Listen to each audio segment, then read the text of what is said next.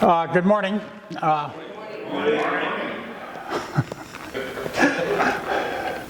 name is Jeff Schewe, and I'm going to regale you with actually stuff that I didn't know. One of the best ways to teach is to learn what you're going to teach. So I had to go ahead and jump into the evolution of digital photography, Photoshop, Lightroom, and beyond.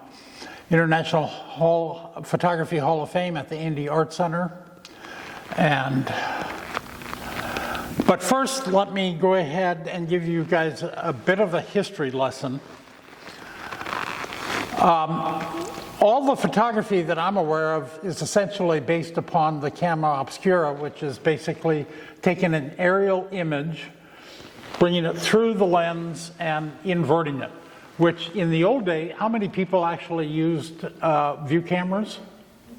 Okay, so you know that the view camera is like it's not a camera obscura, it's a camera lucida, although the lucida had a mirror reflex in it. But the bottom line is that the basis of photography, including digital photography, is that the aerial image ends up being inverted. The first surviving photograph, it can be argued that it's not necessarily the first photograph ever taken, but it's made by, and I have no idea how to pronounce this guy's name. I think his last name is Niepce. Is that right? Niepce? Sounds like a comedy routine. But somewhere between 1826 and 1827, and he used a process of taking a pewter plate, coating it with like a bitumen of Judea. I don't know what that is, but it's a type of asphalt. An 8-hour exposure hardened the material that was exposed to the light, and the rest he just erased with lavender water, which I thought was very feminine of him. But of course he's French. And he, what? The French they're in touch with the feminine side, right? So he called it light writing. And what was interesting is writing with light is basically kind of what photography is. And I think our good friend Keith Carter mentioned that last night. The interesting thing, let me just back up. First surviving photograph, it was lost for almost 100 years. It was in an unmarked box, stored, and they were cleaning out someplace in France. They were cleaning out the archives, and they found it, and they didn't know what the hell it was until somebody said, "Oh, that's Niepce's original negative," and so they resurrected it. It doesn't look like much, does it? I had to find the evidence of the first selfie. This is a guy, Robert Cornelius, that stood in front of his camera for about 15 minutes holding the pose, right? Because long exposures, you can't move because the camera can't register it. But this is arguably not only the first selfie, but it's also the first portrait that I could find. The first wedding photograph, oddly enough, happened to be Benito Juarez in Mexico. He ended up becoming the president of Mexico, but this is his wedding photograph. The first news photograph, they don't know who was the photographer, but taken in 1847, daguerreotype of a man being arrested in France. And it's an account of the 1948 revolution. The first war photographer, now he was among the first war photographers, Roger Fenton, a British photographer, was sent down to cover the Crimean War in 1855, and that was his camera bag. it was a horse-drawn carriage with an assistant. That is his assistant, that's not Robert. Robert was, of course, the photographer, which is one of the problems that a lot of photographers have, is they take a lot of photographs, but they don't get in a lot of photographs unless they do selfies. First aerial photograph, not taken by a drone. This was actually taken from a hot air balloon, and it's Boston in 1860. Civil War photography, Matthew Brady. There were a number of photographers, but Matthew Brady, he was very prolific, although, truth be told, a fairly large number of Matthew Brady's photographs attributed to him were not his. He had assistants and other people working for him, which is one of the reasons he was so damn prolific, was that he wasn't always the one clicking the shutter. First colored landscape, 1877 in France. Photography in France seemed to have a real strong connection. I'm going to Paris Photo in November for the first time. I'm looking forward to, I've been to Paris and the Cartier Foundation Museum and a number of other museums, but France had a big connection to photography. Early motion pictures, Muybridge. I just get a kick out of the fact that this is the basis of motion picture and television and media kind of as we know it. And it was, he was involved in a bet. There was somebody that was betting that a horse did or did not actually get all 4 feet off the ground at once. And photographically, this was the proof that it did. Possibly the first trick photograph. This is fun. This is a photographer, and basically he was doing 2 self-portraits, one in front of the camera and one, well, aside to the camera. I get a big kick out of the lens. I mean, was that like a 300 millimeter or something? A big lens. North American Indian. Now, I have mixed emotions about Edward Curtis.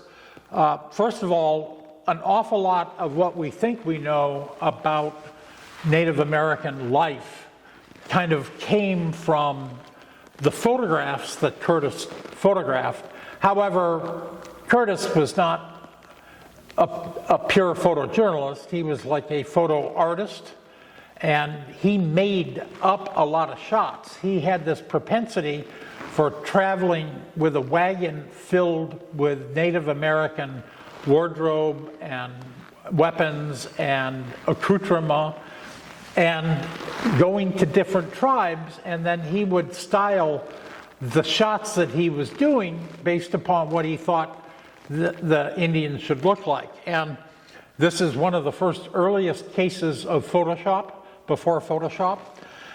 This is, I think it's pronounced Pagan Lodge. Little Plume, I think on the right, and his son Yellow Kidney. Why would you name your son Yellow Kidney? I don't know why. But anyway, here is the photograph with the normal accoutrement, tobacco, shields, all stuff that was like Native American. The one thing that Curtis neglected to mention in the caption that went with the photograph was this thing. So in the photogravure that Curtis reproduced, the clock is missing, and it was deemed not very Indian and too white mannish, although the chief was proud of the fact that he had a clock, he could tell time. So he basically retouched it out, and this is where he retouched it. And I got to tell you, that's a bad Photoshop job. I could fix that for him.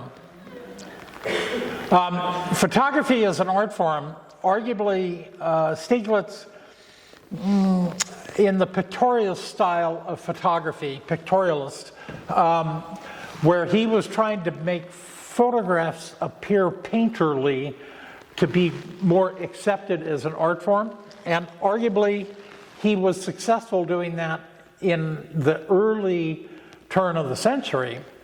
This is 1907. Now, interestingly enough, this is a group of immigrants that were rejected. He was on a boat to Europe, and these were immigrants that were rejected down in steerage. These were the wealthy that were taking a trip to Europe. So it's the first time that immigrants were like deported, sorry.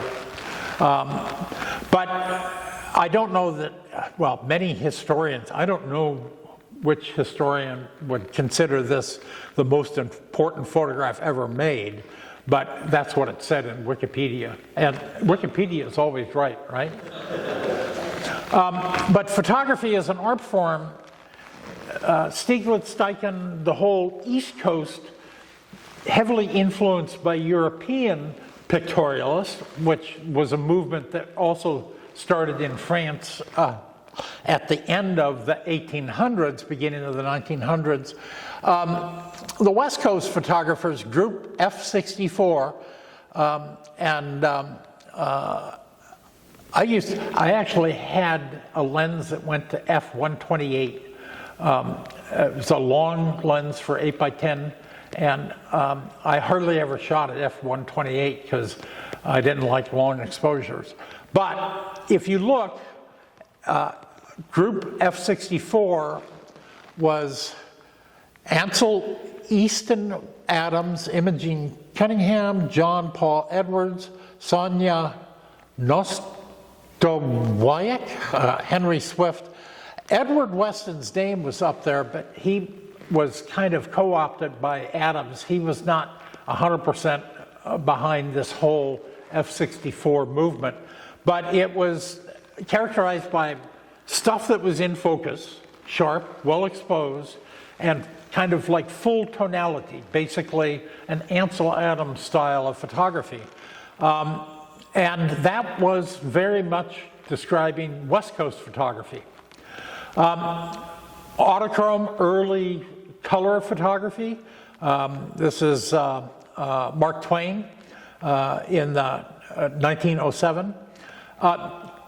And I've found this guy, Oscar. He's actually in the International Photography Hall of Fame inductee or indictee. But he was the one that basically created the Leica. And I believe this is a Leica 1, although the your Leica, is that how you pronounce it, your Leica? That's kind of funny.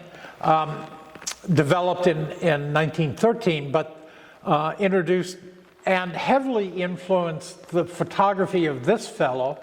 This is a young Cartier-Bresson, a dashing Frenchman that set a kind of decisive moment, kind of feeling to kind of documentary photography. And journalism as an art form. And the interesting thing about Cartier-Bresson, he was allegedly, well, he would shoot with a 35 millimeter, although they've got photographs that they know was shot with a 50 or a 90, but shooting with Leica, and never crop. He would never crop. He would compose everything in camera, except for his most famous photograph ever was cropped. So it's kind of like, do as I say, not as I do. But it was the decisive moment, because you got to admit that getting the shot, and he couldn't actually see very well through the rangefinder. He stuck the camera through a fence, basically, at Gare Saint-Lazare. But this was in 1932, and it was like the first year that he was actually shooting with a Leica. So he was kind of learning how to use the camera. How many people know that Kodachrome was the brainchild and invention of two musicians turned scientists, the two Leopolds working at Kodak? Leopold, developing Kodak, Kodachrome. And I used to love Kodachrome. Now I shot black and white. I hated shooting color negative, right? Because you get the color negative. I'm black and white negative. I can do a mental inversion, but color negative with the orange mask, I never could. So I always loved Kodachrome, right? One of the earliest kind of famous Kodachrome is from 1939, The World's Fair, by Peter Campbell. Kodak, when they first kind of came out with Kodacolor around 1942, it actually included, the film included processing until they were sued and they had to no longer bundle the cost of processing with the film, but you always had to pay extra for the prints. I get a kick out of this ad. Mickey Mantle says, take Kodacolor snapshots like these. I love the fact that photography, by and large, has been belittled by the manufacturers of photography.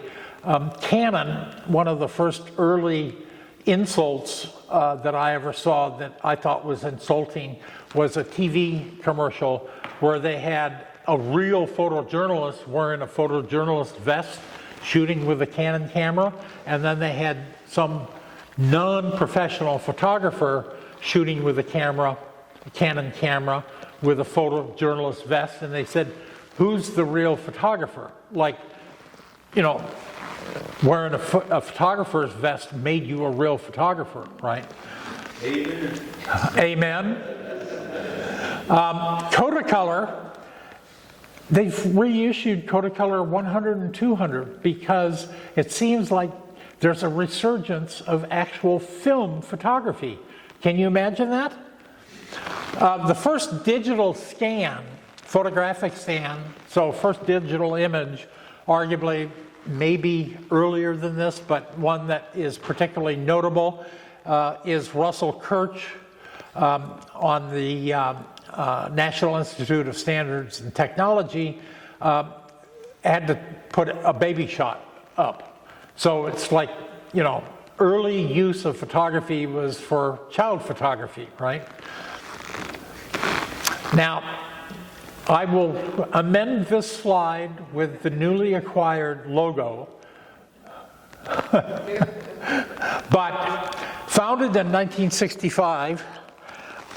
Now, correct me if I'm wrong, because there's not a, Wikipedia needs to get fixed, and I am an accredited Wikipedia author, although I've never edited a page.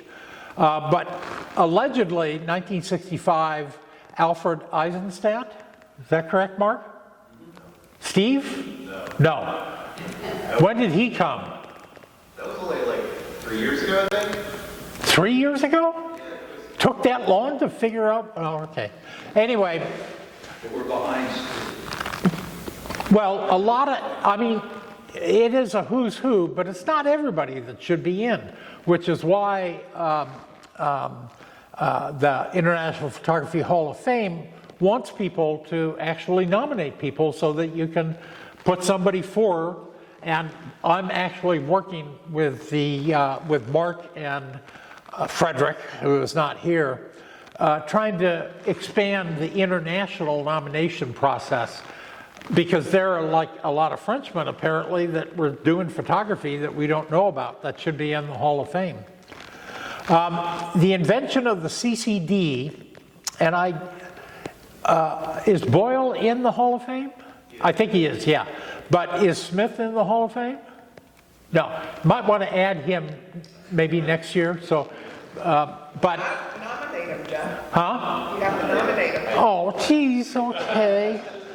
Form on the website. Yeah, I know. But 1969. And well, you're not the only one that is behind. They got Boyle and Smith were awarded the Nobel Prize in Physics in 2009. So there's a lot of catch up in photography. One of the first working CCDs in 1970, actually this was in 73, a tubeless camera using imaging on a chip. Thompson, of course this is his wife, so family photos. What does a camera sensor do? Anybody have an answer? What does a sensor do? Converts light into electricity. Well, okay, but at its most fundamental it captures photons. Anybody know what a photon is? Is a photon a wavelength or a particle? Yes.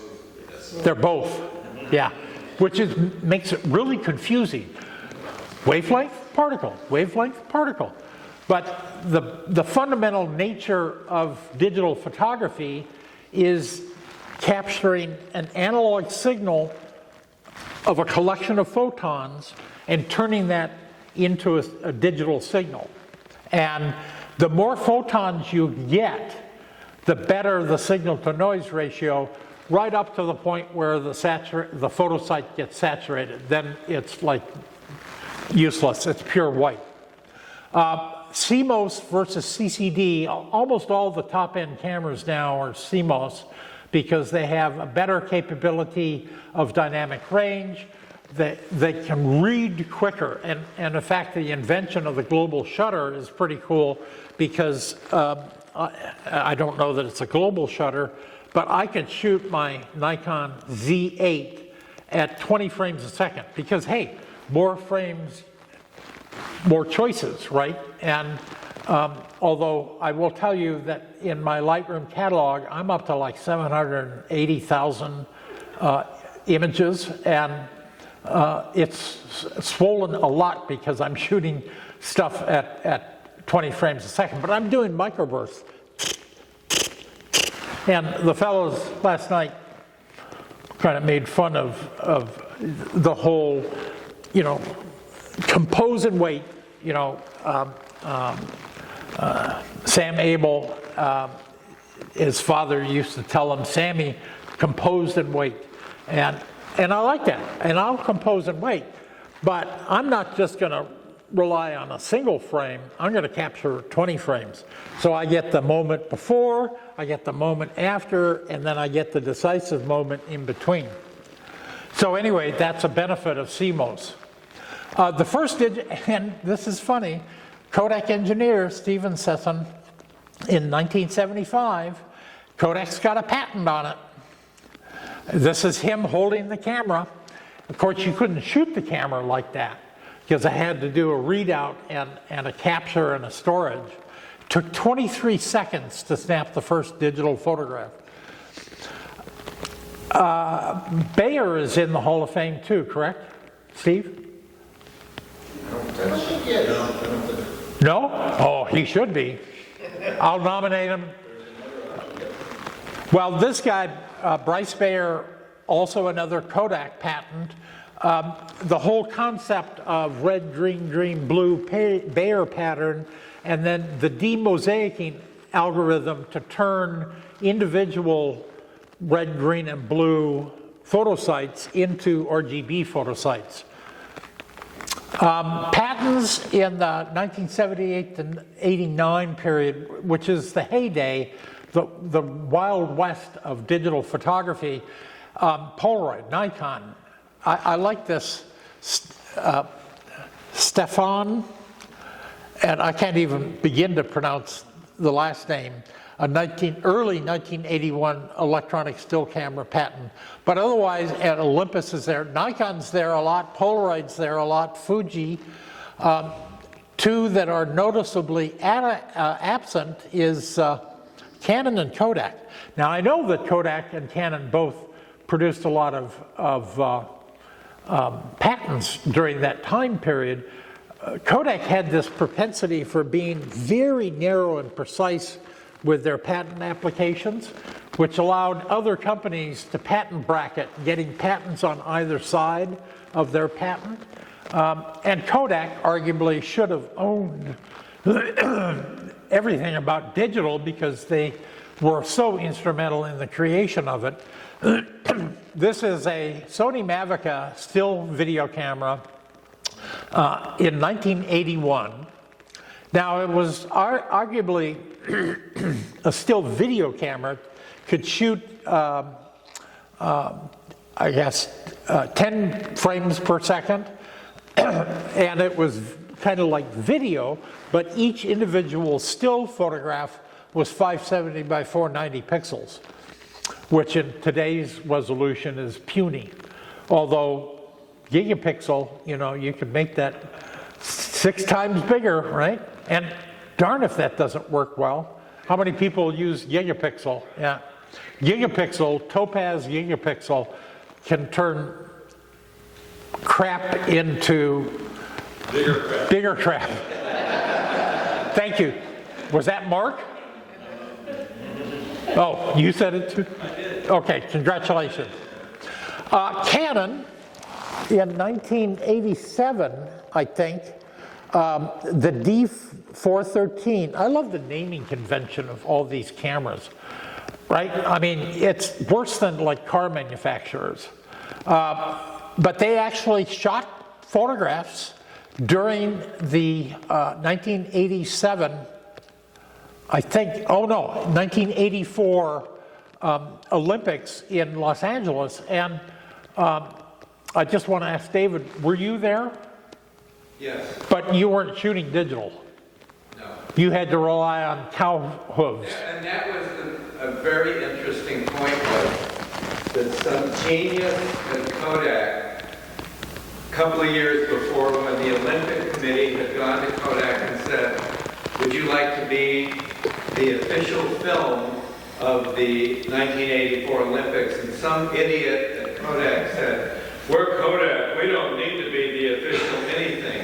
And Fuji stepped up. immediately took it up and gave hundreds of rolls of film out and had a lab right there that you could get your film souped in 30 minutes.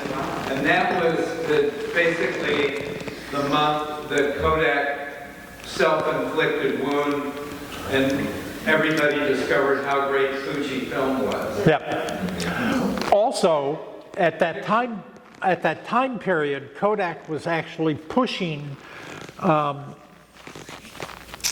E6 came later.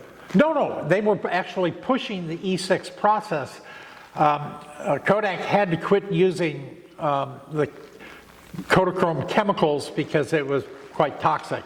And I think a settlement with one of the federal agencies, the EPA or something. So they were making a big push towards E6. And they basically opened up E6 to anybody that wanted to do E6, which included Fuji. And Fuji jumped on that bandwagon and kind of took it over to the extent that it shocked Kodak. One of my first introductions, well, I went to RIT, and so I got free film from Kodak once. But it was funny, I had to actually apply for a grant of film, and they gave me like 6 rolls. The whole thing about E6 was that it was a quick and, relatively speaking, benign chemical process. But yeah, so how many people remember Velvia? So Kodak brought me and about 20 other photographers from around the country to Kodak in Rochester. This is after this was in the, not long after Velvia was released.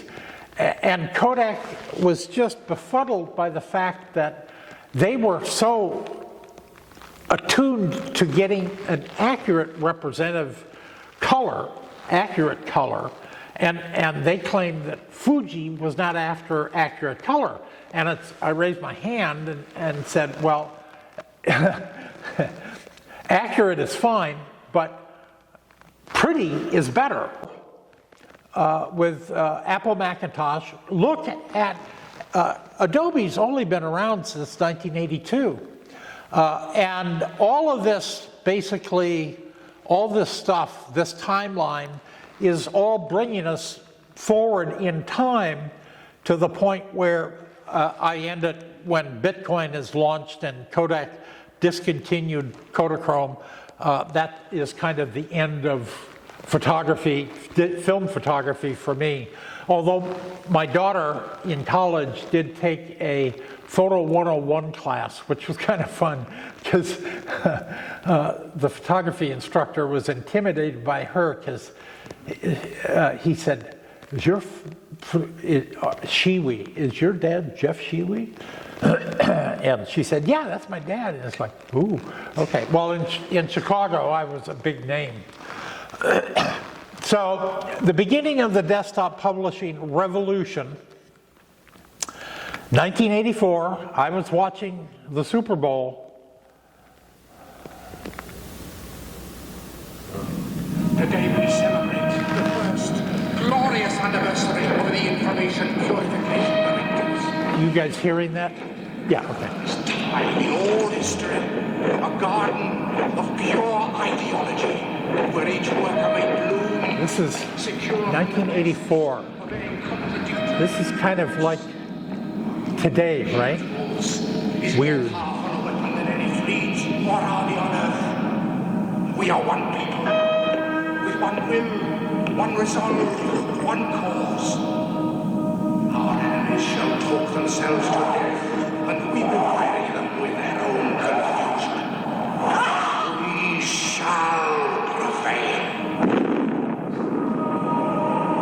On January 24th, Apple Computer will introduce Macintosh. And you'll see why 1984 won't be like 1984. So I had already gotten a computer by then. I had gotten a Commodore 64, which was like, oh, that's kind of, I used it primarily to log on to AOL and CompuServe.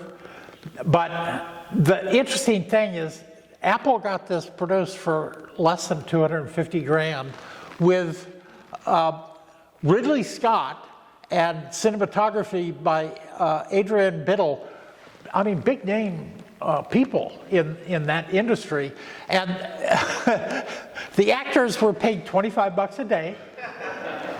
And he recruited, I get a kick, this was shot in England, he recruited skinheads in England to act as the clones. Now the commercial, they actually, Apple had bought a minute and a half, but the commercial was only a minute, and Apple's board of directors hated this commercial. The only reason the commercial actually ended up running on the Super Bowl was, according to Chiat Day, the media buyer for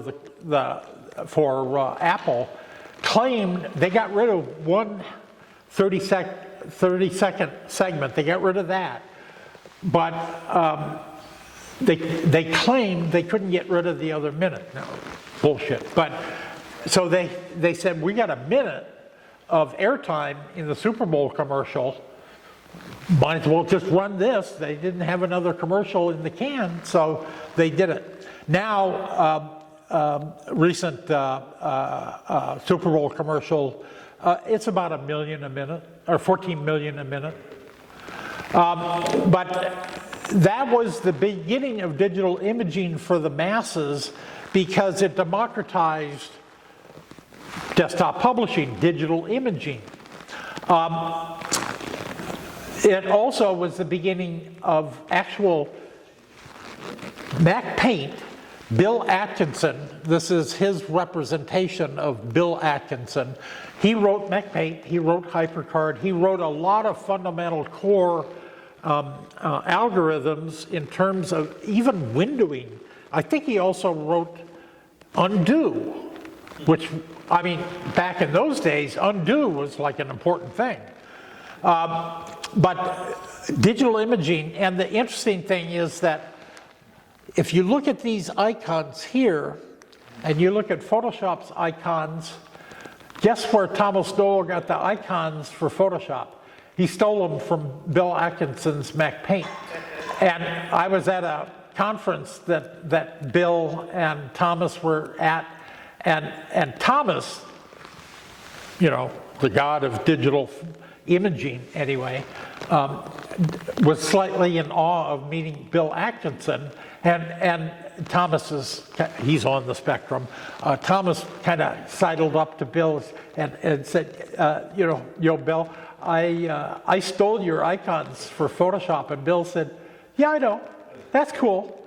And then they became good friends. This is Bill Atkinson. I first met him when we went down to Antarctica together in 2007. And he gave me shit because I had a tripod that had a center column, and he used a tripod without a center column because that produced a sharper image. Because the center column on a tripod makes it unstable. And it's like, yeah, Bill, I want to be able to adjust up and down because, you know, micro composition, according to Sam Abel, getting it exactly where you want it. But he was employee number 51, and he just passed away this last June. In 1984, this is the first digital computer image assignment that I did. This is the layout for St. Charles Kitchens, and this is what the final ad looked like. Now, that's a full-size kitchen that I shot from a scissors lift with an 8x10 with a 90mm super angulon. And here's the Polaroid. You can see I flew a 20x20 Matthews silk, which is not an easy thing to do in a warehouse. Back here, where you can't see it, was an Ascar sun gun. The older people that have shot early electronic flash, the Ascar 800 series, those were called assistant killers. Although I don't know that any assistant actually was killed, but if you unplugged the condensers, the capacitors, wrong, and it still had a charge, it would arc. And if nothing else, it would scare the shit out of you.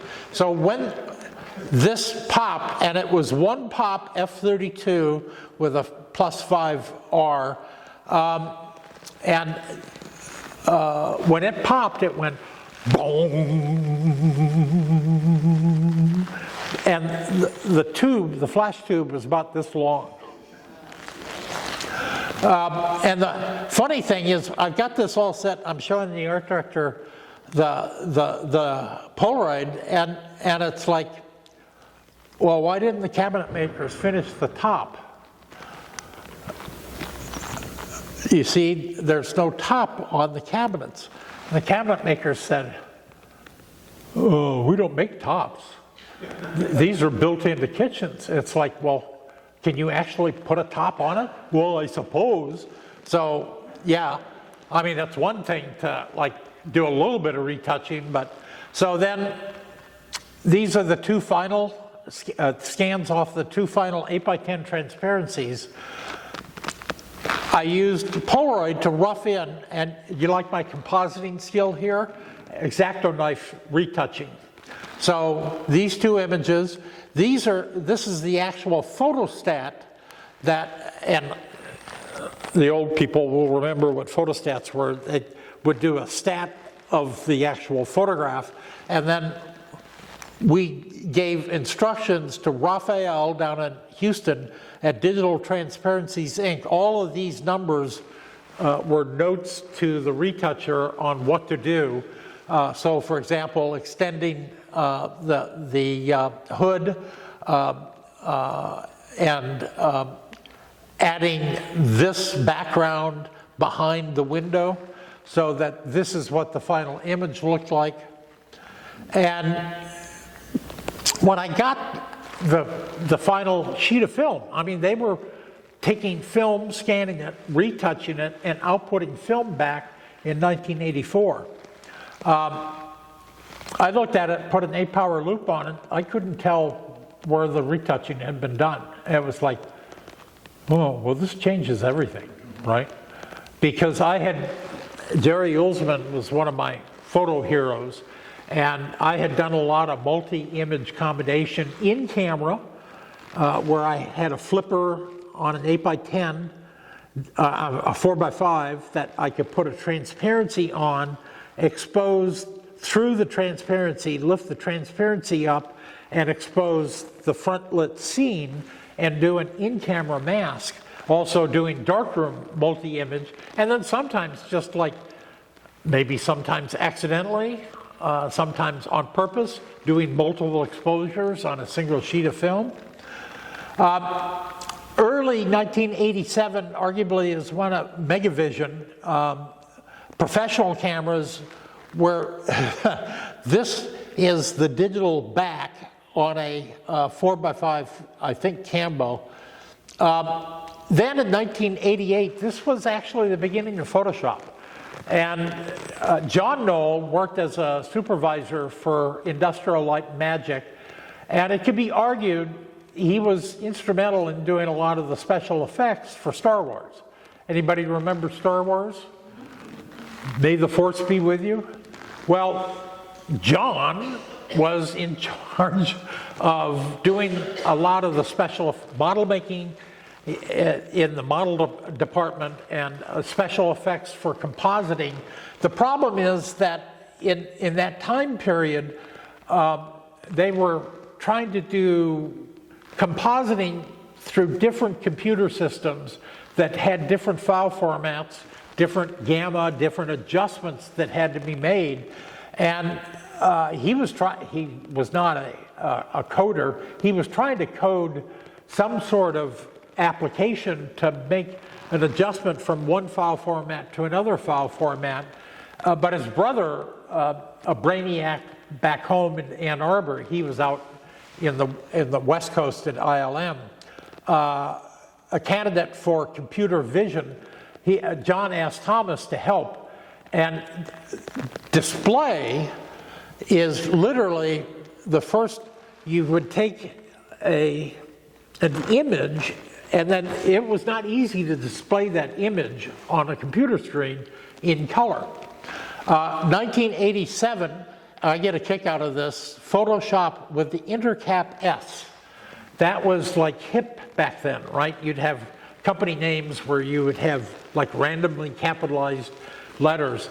But later, Adobe made Photoshop, once they licensed Photoshop, they changed the logo to be not Intercap S, but for the longest time, Word, Microsoft Word, if you did spell check on Photoshop, it would want to cap the S, which would drive the engineers nuts. So Thomas never finished his PhD because Photoshop happened. And John is still, he's an officer, but still in the trenches, shooting and in charge and doing special effects at ILM. And an officer, he doesn't remember who signed the waiver, but when Thomas and John licensed Photoshop to Adobe, they had to, John was an employee of ILM and worked for hire. ILM had to basically sign away a waiver of any rights or claim to anything in Photoshop. And I get a kick out of that because it was thought that nobody would ever want to do digital imaging on a personal computer, right? Wrong. So this is arguably the world's first photoshopped image. John Knoll photographed Jennifer, this was his girlfriend, at Bora Bora while on vacation. And they both worked at ILM, but this was an early scan that John got, and he used this image when he went up and down Silicon Valley trying to demo Photoshop, including Apple. In fact, Apple was one of the first pirators of Photoshop. John gave a disk, a 400K floppy disk with Photoshop on, to an engineer for evaluation at Apple, and it seems like everybody at Apple ended up with a copy of that Photoshop. So, pirated. And Jennifer looks back, it was a magical time for us, and us, really, if you think about it. And John actually proposed to Jennifer later that day, and she says, probably just after this photograph. So, I'm going to play this. Hello, my name's John Knoll, and I'm one of the original developers of Adobe Photoshop. And I'm going to give you a glimpse into the past. I'm going to do a demo of a very early version of Photoshop. Anybody ever used Photoshop 1.0? I did too. A messy folder, come on. So to start with, I'm going to open up an image that got around a lot. This is a tourist picture I took of my wife when we were on a vacation in Tahiti. So this is from Bora Bora. And I used this image for doing a lot of the demonstrations, including the first demonstrations that I did at Adobe Systems. So I have opened a 24-bit image. We're looking at it on an 8-bit display, but you can still manipulate the 24-bit image. So I'm going to start by cloning Jennifer. So I'm going to start by just tracing her outline with the lasso tool. Then I'm going to tighten up that selection by subtracting out with the magic wand. Tragic wand. As part of the selection. I'm going to add back in some other parts that I do want. This is Photoshop 1. We'll add a little bit of that as well. All right, copy, paste. Floating selection. One undo. Another part of the demo that I would do is, let's make a copy of this island. So again, I selected with the magic wand, this island, copy it, paste it. So now I have this floating version of it. I'm going to take it and flip it horizontal. And let's make it a little smaller.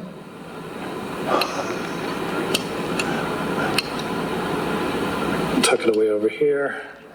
Now let's give it a little bit more atmospheric haze. I'm going to take this floating selection and make it, I don't know, 60% transparent. And there we go.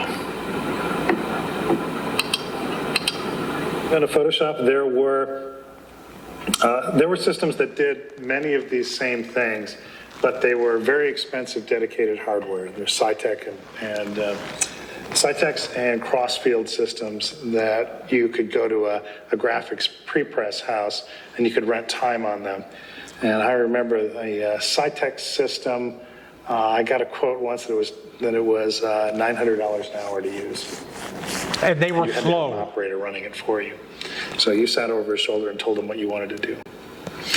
So the big revolution here is that you had all the same power that you had in a Cytec system, but this is something that could be run by yourself on commodity hardware. So these are some of the capabilities that I demonstrated for Adobe in our first meetings. So Adobe licensed Photoshop because Adobe thought that it would be mildly useful. It would be a mildly useful raster off of the vector image. So they had Illustrator, they had fonts, but those were all vector, and they thought that Photoshop would be a mildly useful raster application. But they were paying, Adobe was paying a per box or a per sale royalty up until 1995 when Photoshop turned into the most profitable product in their product lineup. And they thought, we really probably should actually own this because John and Thomas might kind of like take it away from him. And in 1995, and this was pre-dot-com explosion, but they ended up paying the brothers $34.5 million. I don't know what the ratio was of what Thomas and John got internally. I don't think it was 50-50. I get the impression it was 2/3, 1/3. All I know is that Thomas Knoll, who still works for Adobe, mind you, although I think he's ready to retire any day now, he does fly his own personal jet internationally. He's internationally licensed.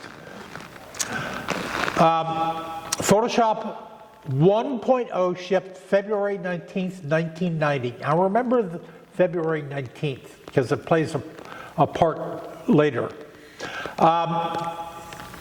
We think nobody actually at Adobe knew when Photoshop 1 shipped.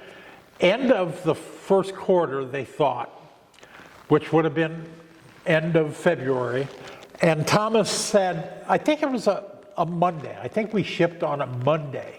So we went back and looked at the calendar for 1990, and sure enough, there was a Monday at the end of February, February 19th, and that's when Thomas and I decided that's when Photoshop 1.0 shipped, February 19th.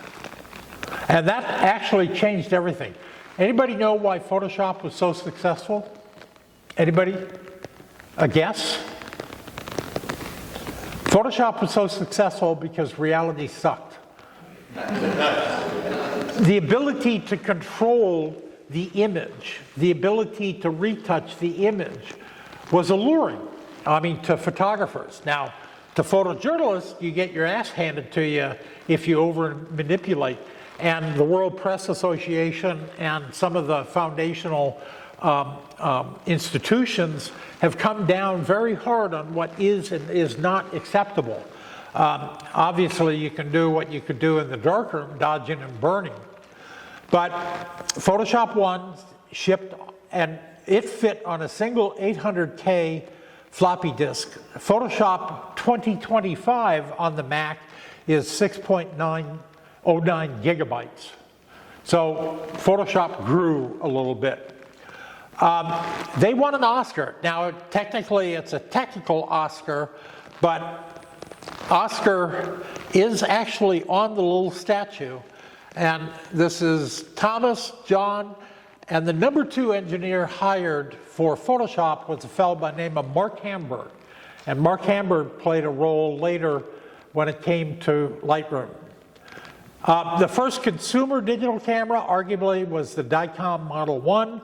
For $1,000, didn't sell all that well. It was black and white, but it had, and the funny thing is, doesn't that look a little bit like an iPhone? A vertical oriented. Kodak's first digital camera, the DCS 100, built on a Nikon body with a sensor replacing where the film would have gone. And you had to drag this box around on your shoulder because the processing had to be done in the box, not the camera. And they only sold 987 units because they were about $25,000 a camera, right? So that's pretty expensive. Now, fine art digital printing. Anybody know who Graham Nash is? Yeah, well, everybody knows who Graham Nash is.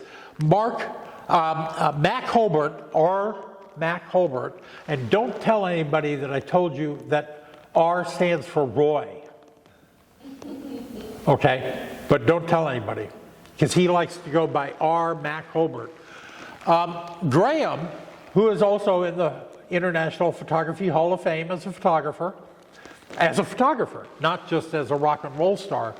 But Mac and Graham was due to send off a whole bunch of stuff for a show to Japan, and he made the mistake of sending his negatives. And all they had left from a whole bunch of work that was going to be in the show was a bunch of enlarged contact sheets.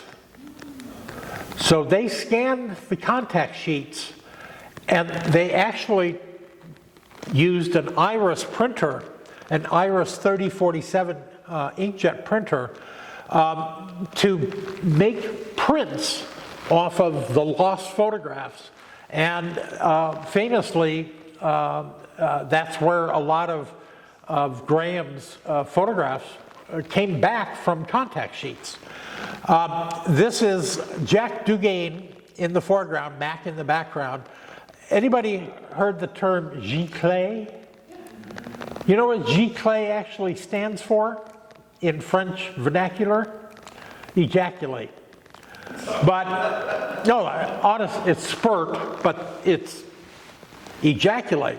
So Jack, who worked in an attempt to get fine art digital printing accepted in the fine art realm, in the fine art photography realm, inkjet printer didn't sound very sexy, but, oh, it's a giclée print.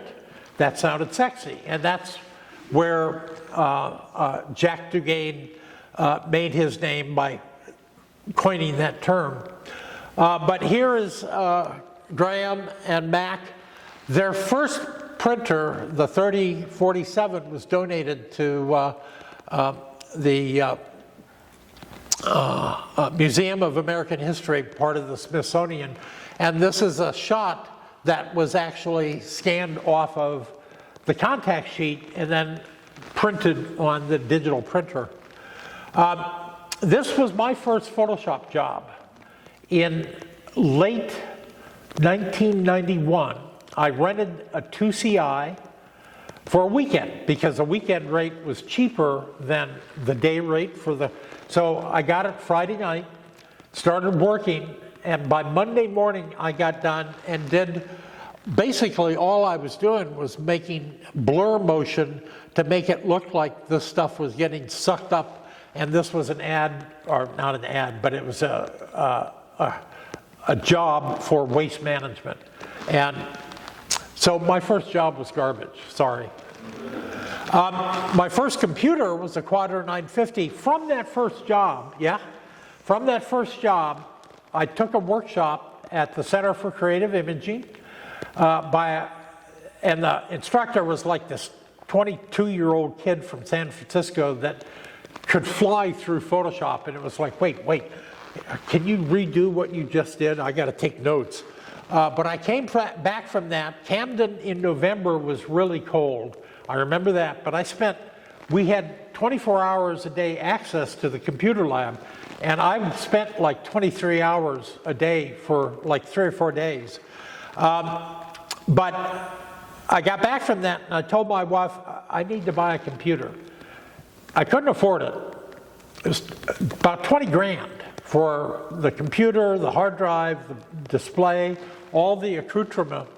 And I had 64 megabytes of RAM in my Quadra 950. It didn't actually officially support 64 megabytes. And I met my first Adobe employee was Matt Brown at tech support. In the old days, when you called tech support for Apple or Adobe, in this case, you actually got an American that could talk to you. And I was telling him that, all right, I got a Quadra 950, 64 megs of RAM. He said, well, it doesn't officially support 64 megs of RAM. I said, well, yeah, but he said, I think the problem, it would crash and corrupt the data. I think the problem is you don't have compatible RAM. So the people that sold me the computer took the RAM back, got other RAM, and that's how I met Matt Brown. And from Matt Brown, I ended up meeting a whole bunch of the Adobe engineers.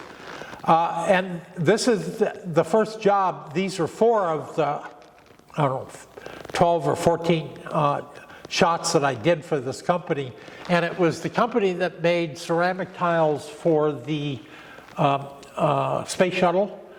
And I mean, you know, they could actually do, one side would be super hot, molten metal hot, and the other side would be cold to the touch. Pretty amazing material.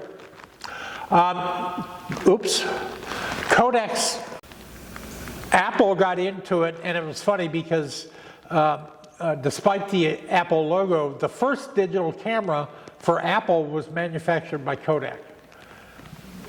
Then the second, the QuickTake 200, was manufactured by Fujifilm. You could see how the industry was moving, and Kodak was dropping the ball. The first time, and I've got the interview, digital surpassed film. Stephen Johnson, a good friend of mine from Pacifica, California, in 1994, shot this photograph. This is actually an infrared, not color, infrared photograph with a scanning back that was inserted into a 4x5 camera. And he made a big print, and this is what Stephen had to say about it. In September of 1993, my friend Michael Collette was introduced to me, and he brought over a I'm going to nominate new camera Stephen. that he had designed and built. It was basically a scanning insert for 4x5 cameras. And it wasn't ready yet, but it was very intriguing. And I asked him if he would come back when it was finished, and he did in January of '94. And we went out to every cliched tourist spot we could think of in San Francisco and made photographs with 4x5 film and his hand-built prototype scanning back, same 4x5 camera, same lens.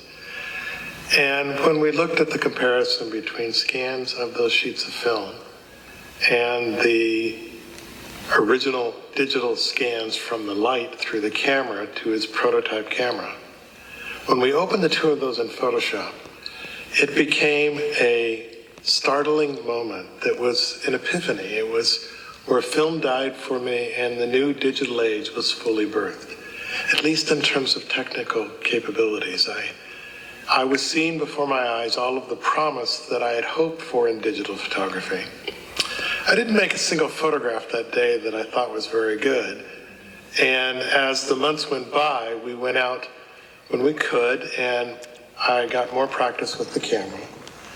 But it wasn't until March of '94 when we visited the Fitzgerald Marine Reserve in Moss Beach that I made a photograph that I was really very proud of. And it became a pivotal photograph for me, and I guess something of a historic photograph as well. It was at the Fitzgerald Reserve on a late afternoon where it was starting to rain, where I changed the recording capability to infrared so I'd have an ISO of 800, that I was able to finally integrate my compositional instincts with this new technology and make a photograph that I felt had the grace and beauty of what I want my landscape photography to be. And it was that photograph, that day, in March of '94, that made an impression on many people in View Camera Magazine, Communication Arts, the first issue of Adobe Magazine, various TV documentaries. And I think it was the grace of those trees, the fact that as a large print, the resolution of the image is stunning, that all combined into being a successful demonstration of how photography had evolved into a different medium, more capable than silver, just as capable as sensitivity, and perhaps even more so. And I'm very proud to have a print of the Fitzgerald Reserve trees in the Computer History Museum exhibit on software, specifically gracing the Photoshop walls.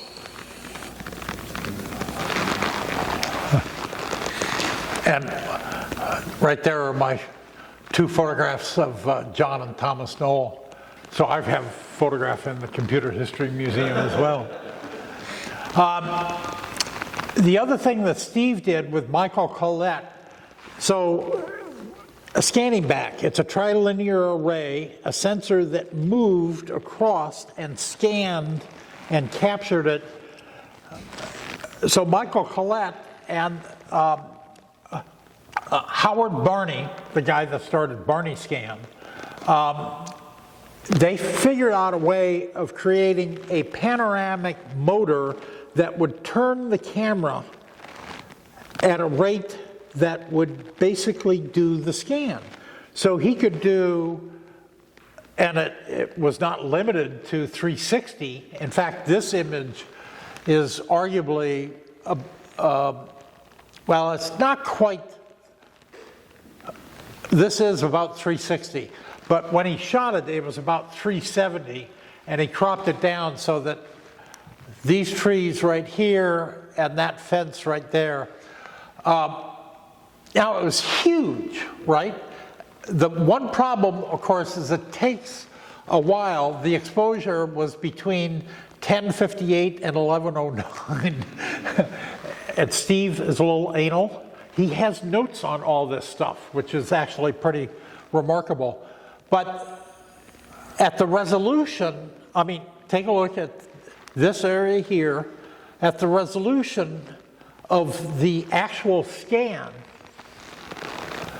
it's remarkable, right? And this was a precursor to the pano in iPhone. So because I knew Mark Hamburg from the Tuesday night AOL Photoshop chat. Anybody go to the AOL Photoshop chat besides me? Okay, well, it was hosted by Kai Krause, and John Knoll would occasionally stop by, Thomas. Mark Hamburg, the Photoshop engineer, I actually helped Mark solve a bug in Photoshop on a Gaussian blur. I could tell him exactly at what point in hours. He ended up, Meta Creations turned into HSC software. It is the first and only public IPO that I have ever actually made money on. As a friend of the company, I was able to buy 1,000 shares at 16, which was the issue price. And within a week, it went up to 32 and I sold it. Because I was a friend of the company, I was not an insider, I was not constrained on when I could sell. So the weird thing about Kodak is Kodak had Nikon and Canon cameras that Kodak sold at the same time. And it was because there were Canon shooters and then there were Nikon shooters. But they wanted to be able to shoot digital, so Kodak basically made deals with Nikon and Canon, and that lasted for a while, but it was strange bedfellows to see an ad for Kodak, digital photography with SLREs, showing Nikon and Canon. And if you know about Nikon and Canon, now, they're strange bedfellows in Japan as well. Canon, at least in 2003, when I went over to judge a contest, I did some research. Canon, anybody know what Canon's most profitable product was in 2003? Any guess? Huh? Copiers? Well, you might think that, but that's a product. But that was not the actual thing that made Canon the most money. Canon made integrated chips, IC chips that went in all of their electronics. That was their most profitable manufacturing, was integrated chips. Nikon, you know what Nikon's most profitable source of income was? Yes, stepper motors used in the manufacture of integrated chips. Guess who Canon's biggest customer was in Japan? Nikon. If you understand that relationship, you understand the relationship of Japanese corporations.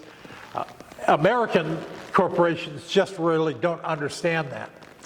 Before World War II, Nikon made the lens and Canon made the camera. Yeah. I used to be a Canon Explorer of Light. Dave, you were a Canon Explorer of Light, correct? No? I thought, no, okay, sorry. That's why I left them. This is the group of, at least in 2006, and you can see my name here. There are some pretty impressive people here in this list. I thought I saw you, but my apologies, David. You should have been there. Canon loaned me an EOS DCS-3, a 1.3 megapixel camera, and I was used to working at film resolution, right? So I couldn't think of a single shot that I would want to do at 1.3 megapixels. So I did 84 shots and then did a composite, and this was my Harley, an FL STS Softail, and for some reason Canon didn't seem to appreciate it. So they never used it. In fact, they kind of pissed at me. Luminous Landscape. How many people remember Luminous Landscape? Yeah. Michael Reichman on the left, Chris Sanderson. Michael and I did a lot of video tutorials in Lightroom. Sadly, Kevin Raber was supposed to take over Luminous Landscape upon Michael's death, but Michael, being the airhead that he was, he didn't like finish off the paperwork. And when he died, it actually went to his heirs instead of to Kevin. And Josh, Michael's estranged son, basically took it over and ran it into the ground. But John Swindell took it over and is taking the content from Kevin's PhotoPixel and incorporating it back into Luminous Landscape, which is kind of like a poetic end to that. Kevin and Deborah's in the audience. So Nikon jumped away with the D1. Canon was late with the EOS 1D. Epson at that time, 2000, came out with the 2000p pigment ink printer. And it was cool. It was photographic, except for it suffered from a metameric failure. What that meant was that if you got it neutral under tungsten and took it outside under daylight, it looked green. If you got it neutral outside under daylight and took it under tungsten, it looked magenta. And that was a metameric failure. They called it metamerism, but actually that's the wrong term. Fortunately, that problem has been fixed. I first saw a show in Chicago shot by Stephen Wilkes, a photographer that got hired by Epson to spend 52 days on the road photographing whatever Stephen wanted to photograph. Why didn't I get that kind of assignment? And these are some of the shots that he did. This was in celebration of America, basically, at the turn of the century, 2000. But these were like 30 by 40 prints. And I walked right up to the print, looked at it, it's like, it's photograph, right? It's not an inkjet print. And that was basically the beginning of the end for silver printing for me. I did get my first digital camera. I was used to shooting film, scanning it at high resolution, and then doing the imaging and then outputting it back out to film on a Kodak Premiere system. But in 2001, actually September, basically at the time that 9/11 happened, I was teaching in Santa Fe workshops and took my D30. Now, Russell Brown from Adobe wanted a shot from the Southwest to use as a background to composite into a shot that Greg Gorman was going to shoot of a cowboy. Okay, fine. But I couldn't find a single Southwestern shot, although arguably this one would have worked. But I ended up shooting 50 shots and then compositing them into a single image of the Southwest, and this was the background that Russell used.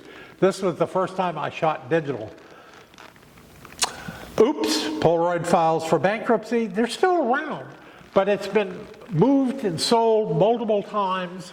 There still is a processing plant to make Polaroid film. I don't remember what brand or what model Polaroid is required to shoot their film.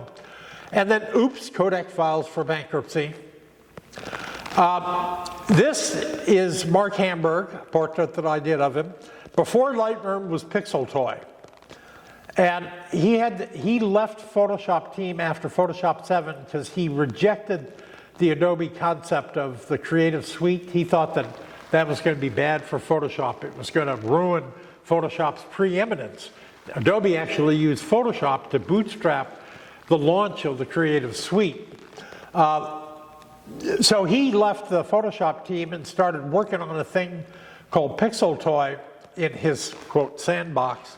And he sometimes called it Schewe paint. I had done this image in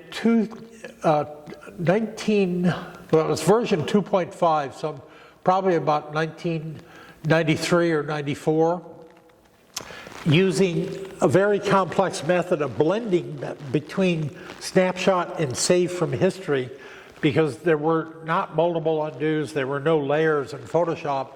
And so Mark became pretty impressed with this technique, and he thought that it was important to come up with a concept for retouching and compositing and lightening and darkening and color using blending modes.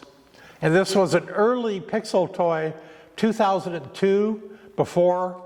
But then I was able to convince Mark, and I laughingly say that Mark wrote Lightroom for me, and it actually is true, because I convinced Mark that he wanted to make his Photoshop. And I said, well, in the old days, photographers would shoot hundreds of frames of film, but scan 1, 2, or 3 frames. But now with digital, you're shooting hundreds of captures of digital, trying to find 2 or 3 frames. And Bridge and Photoshop was horrible for that. So we came up with this concept of doing. Now, does anybody know what Lightroom is, actually? A description? You're going to love this. And I don't understand why Adobe doesn't use this for the tagline. Lightroom is camera raw with a mouth and an asshole. So in Lightroom, you ingest the image, you feed it to Lightroom. Lightroom, you get to do the digital imaging, and then you get to output the crap. Either through web or slideshow or printing or export. Public beta, January 2006 was the Lightroom public beta.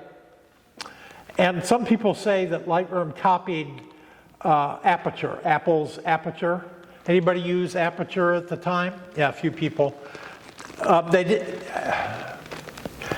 Aperture actually saved Lightroom, arguably, because when Apple announced Aperture, it was basically proof positive that that market segment was viable. If Apple was going to get into it, Adobe should be there as well. And Adobe, rather than kill it as a threat to Photoshop, actually wholeheartedly, and then did the public beta, which actually worked. Aperture, the original beta, did not work. So Lightroom 1.0 shipped February 19th, 2007. Remarkable, huh? February 19th. So I'm going to show you this.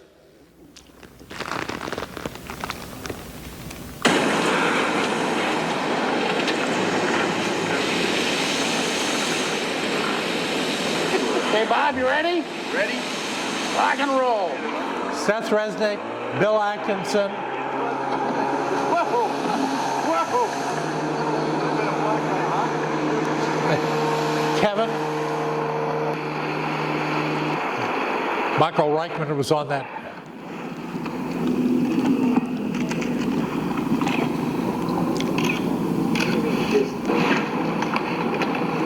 John Paul Caponegro. What happens on the boat? 3 more hours of that.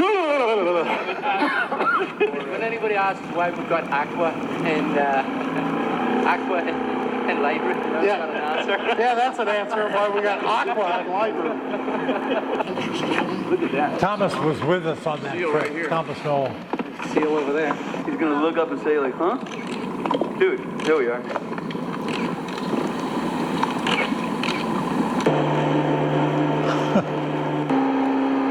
Shot by Chris Sanderson.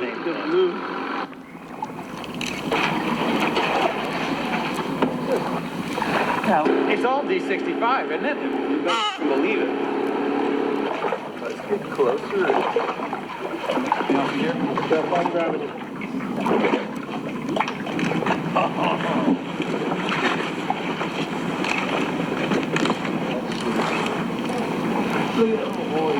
It's weird to figure out where to focus on. Yeah. Infinity. It's like a... No, focus on infinity. That iceberg. You know what? It looks like an ice castle. It looks fake, like it was made. Like a set for TV. It was carved for ice carving contest. You guys hearing the penguin squeak? Funny story I'll give you at the end. Yep. Let me get down. That was good, bud. That one was a 2-armor.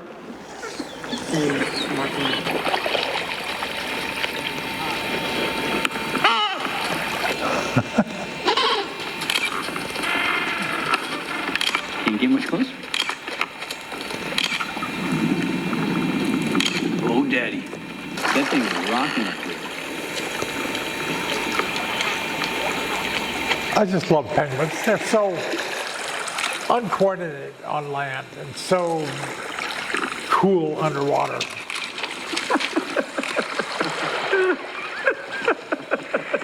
Perfect. We have major giggage, we had major burgage. Jeff coined the term penguicide. Penguicide is when a penguin is jumping off an iceberg that is too tall, plunging to his death.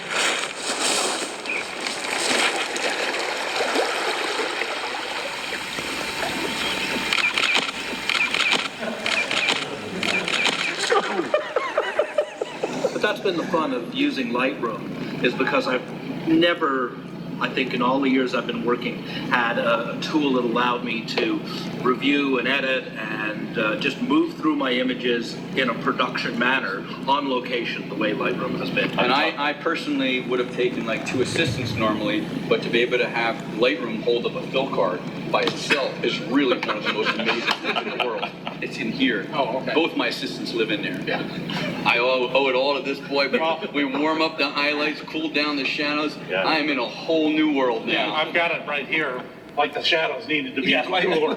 Exactly. The blues were just unbelievable. Everything was unbelievable. Yeah. It was the first time in my life where Aqua actually made sense. Well, remember, Thomas has been to Antarctica twice. That's true. So he understands the importance of aqua. And like me, he actually went swimming here as well. 28 degrees, was it? Yes, it Fahrenheit? definitely was. The problem is that these rocks suck. The other problem is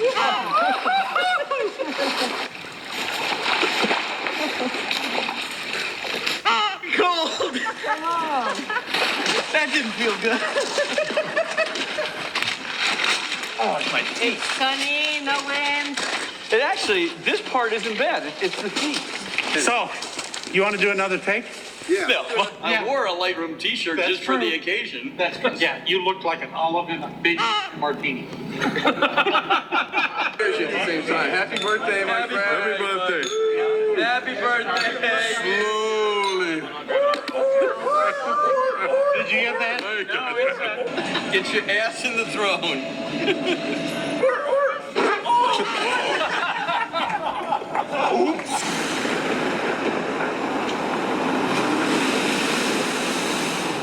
Okay, I did not cause that, all right?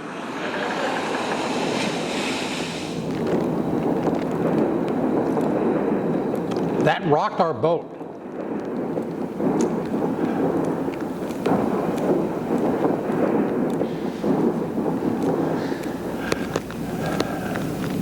So the funny story, of course, is that this was actually put together and for Adobe and for promoting and showing Lightroom at, but the problem was initially they said FUCK was not a problem, but then all of a sudden it became a problem. And Chris had to go back and edit the audio. And instead of doing a bleep, he did a penguin squawk. So every time you heard a penguin squawk, insert FUCK. Lightroom, the 5 Lightroom rules. Rule 1, the module picker. Rule 2, panels. Rule 3, film strip. Rule 4, key commands. Rule 5, enjoy. The one thing about Lightroom is if you fight its workflow, you'll get frustrated. If you go with the Lightroom way, which is, I mean, basically my way. Also, during that time period, Martin Evening, Andrew Rodney, Seth Resnick, Mike Skursky, our engineer, Bruce Fraser, and I created a company called Pixel Genius. An unlikely partnership. You don't go into business with your friends unless you're really good friends. And we sold over $1 million worth of Photoshop plugins. We didn't always be serious, right?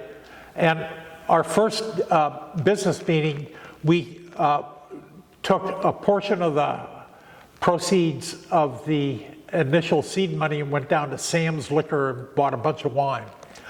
Also, anybody heard of the Pixel Mafia? Yeah, so this is actually real, and this website actually still exists, pixelmafia.org. And it was a group of industry leaders with a collective vision to aid and direct the digital imaging industry using whatever means it takes. And a lot of times it was involved in back-channel communication and sometimes violating NDAs under a very specific, like I would tell one company what another company was doing at the request of the one company, but they couldn't actually disclose, but I could, because who's going to sue me? We had and as proof that the Pixel Mafia existed, in Photoshop CS, the usual suspects, aka the Pixel Mafia, Andrew, Bruce, Jeff, Martin, Seth, et al., including Greg Gorman, Steve Johnson, and Katrina Eisman. It led to the development of Camera Raw, Adobe Photoshop Camera Raw. Everything had to be Photoshop. Released in 2003, which was Thomas's way of trying to deal with the fact that all these raw file formats, hundreds of proprietary raw file formats, were being unloaded into the industry, and Photoshop couldn't open it. The same weekend that Thomas flew off to Italy for a family vacation, I was involved in a digital imaging for photographers for APA. We had a New York seminar, all-day seminar, and all my New York friends were there, although David was not there. But the big complaint was Photoshop couldn't open up the Canon and Nikon files. There was a .tiff, and Canon, their first camera that they released, recorded as a .tiff, because Kodak used to, and they copied Kodak. And what would happen is you take the raw file, double click, it would open the JPEG thumbnail on the inside, and if you hit save, it would save a tiny little JPEG over the TIFF, which Greg Gorman on a shoot in Australia unfortunately found out because he had a digital assistant open up a bunch of images to check them and actually hit save and overwrote the original high-res raw files with, so So that was drawing the ire of photographers. Thomas fixed that. This is what Camera Raw looks like in the current version, which is 17.5. And it's amazing how far Thomas has taken it. Sadly, in 2022, Martin Evening passed away from primarily cancer. And to honor Martin, Adobe included Martin in the Photoshop splash screen, the Lightroom splash screen, and the Camera Raw splash screen. So this is Thomas Dole in his typical, and I swear to God, every time I see him with a computer, he's like sitting back with his feet up. That's how he programs. He codes like this. He also developed DNG as an open source defined raw format container file, offered it to the ISO. They've kind of adopted it. Now there were some things that happened in the realm of digital photography early on. Nikon and Canon and a lot of the other camera manufacturers didn't like the control that Adobe seemed to have in the post-processing. They wanted to have, Nikon had a look, Canon had a look. And they didn't like the fact that Camera Raw had a different look. So they didn't want to do anything to help Adobe deal with the raw file formats. Adobe, Thomas basically created the free DNG converter so that the plugin became problematic as it got so complicated that the DNG converter was a lightweight app that you could take the proprietary just released raw file format, and as soon as Thomas had reverse engineered, be able to process that into a DNG. Nikon learned an important lesson in 2005 by accident because of certain coding incompetence. The white balance data on the files from the D2X and D2H cameras, they kind of encrypted the white balance data so that Nikon Capture would be able to understand the white balance, but it was encrypted. And Thomas decided, after fighting the battle with Nikon and Canon, he wasn't going to support it because it was encrypted. And based upon the Digital Millennium Copyright Act, decrypting would be basically a violation of the copyright. And Thomas, under contract by Adobe, refused to decrypt it. And that led to a great deal of search and decision. They actually ended up having to create a special SDK so that Adobe, Thomas, could reverse engineer the white balance. I have been entered into the Photoshop Hall of Fame, and I actually photographed my acceptance of the award because, hey, I'm a photographer. That's Scott Kelby. And Eddie Tapp and John Paul Caponegro in 2006. Steve, in 2007, he did it with the Mac in 1984, and 2007, major impact on photography, iPhone. I'm going to flip through this. I go on a location with an iPhone, a Sony RX100, and then a Nikon D8, and I shoot indiscriminately with whatever camera seems to be handy and best for the job. I do have my 17 Pro because I have to get a new camera as soon as Apple releases it, right? I mean, it's a compulsion. These are shot with an iPhone. Street shooting with an iPhone. You can get away with shooting all kinds of stuff with an iPhone that you wouldn't necessarily get away with a big camera.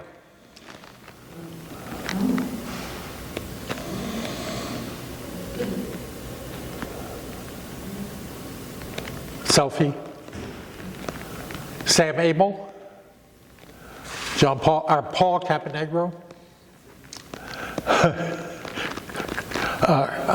Kurt Gowdy, shot with an iPhone. But I'm doing post-processing to not make it look like an iPhone. Oh, my wife shot that with my camera. I don't know if you realize it. The bird was not actually sitting on my head. Iggy's Diner on Route 66. And the waitress is shooting a selfie. This was Death Valley. And Kevin was with me when I shot this. And I showed Kevin, we were trying to shoot the sunset. And I couldn't get a good looking shot. And I came walking back to get in the car and I saw this. This is a reflection off the hood of our black SUV. And I shot this and showed it to Kevin. And he said, oh, damn. He was angry that I saw that and he didn't. But he was on the driver's side, I was on the passenger side.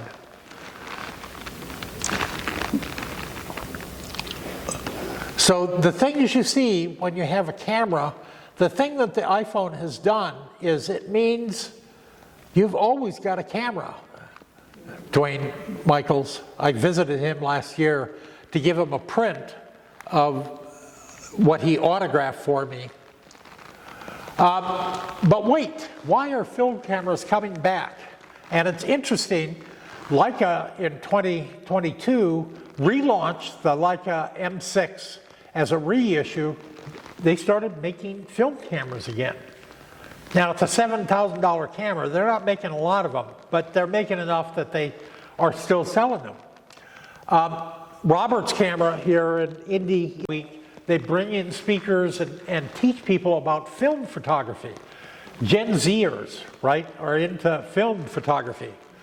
Why are they making it back? Well, there is a unique film aesthetic. There's authenticity. You can actually look at a piece of film and say, this is what it looked like when I shot it. At least the look that the film engineers decide to make it look. Intentionality over instant gratification, I dispute that. Tactile and therapeutic, yeah, okay, fine. There is a vintage camera culture. Or AI-generated images photography. I don't know, what do you think? You sure? Yep. I was a beta tester for Firefly, and I told them up front, Firefly's cool, which is the generative fill in Photoshop, but I don't use digital imaging to create stuff in the computer. I like to actually use actual pixels that I've made, photographed, and combine them. So I'll add a sky, but it'll be my sky, not somebody else's sky, or not some synthetic generated sky, for a couple reasons. Well, I'm old school. I like to own the copyright of the image, and currently you cannot copyright digital synthetic AI images. Did you know that? Copyright Office won't accept it. That might change because they don't know exactly what line to draw in the sand, what constitutes AI and non-AI. I will use AI to remove stuff, and arguably what I remove, generally it's putting stuff that is kind of made up from the stuff around it, although sometimes it'll put stuff in that I don't like. I tried to take a photographer's bag out of a shot once from France, and I circled it and did remove, generative remove in Photoshop, and it put a dog in its place. So, it's like, no, I'm removing. So Adobe is doing the Content Authenticity Initiative.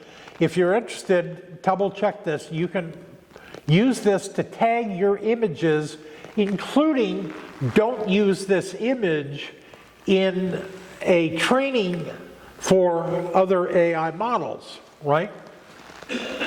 So They released a beta in April of this year. 4 ways to protect your art from AI, mask your style. There's a plugin called Glaze that you can put in, and it interferes with AI's interpretation of the model, of the image, okay? You can rethink how you share. If you post to anything on Meta, they're using your images to create their AI image synthesizer, okay? Did you know that? Pisses me off. You can do output, opt out of the scraping, what they call scraping. And in the UK and EU, that works, but we don't have laws that require that here in the US yet. And if all else fails, add some poison. The Brainiacs at the University of Chicago have come up with they created Glaze, which is benign, but they also created Nightshade. And you know what Nightshade is? It's poison. And it literally it gets embedded, and AIs see this and it misinterprets the image. And it actually corrupts kind of the training, and they've got to go and untrain an image, untrain the AI on that image. And I've got a good friend, Carl Corey. He won't post anything on the internet without running it through Nightshade. And I said, isn't that kind of... Okay. Is this what you thought I was going to do, Mark? Mm-hmm. Oh, okay. So, as promised, I was going to do a demo of Lightroom. Should I do a quick demo of... I got 8 minutes to do a demo of Lightroom. Yes, please? Yes, please. No, just do it. And follow the steps.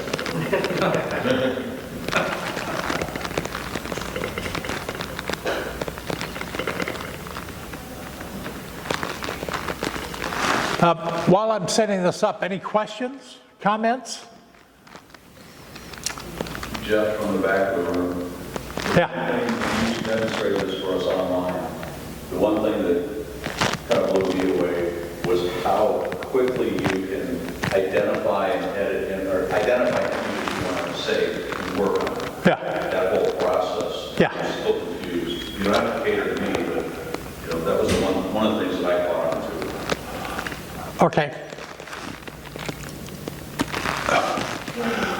Anybody know what SOOC stands for? Somebody else has a question. Oh, yeah. So, was there another? Question, it was an answer. Oh, okay. She knows. SOOC is straight out of camera, which there is a number of people that think straight out of camera is a legitimate starting point. It's like film. No, it's not. It's the camera manufacturer's interpretation of the raw data. I'll show you, and every camera that is shooting, whether you've got it set to JPEG or RAW, they're shooting RAW and then maybe converting it to JPEG in camera. But I'll show you what a RAW file looks like.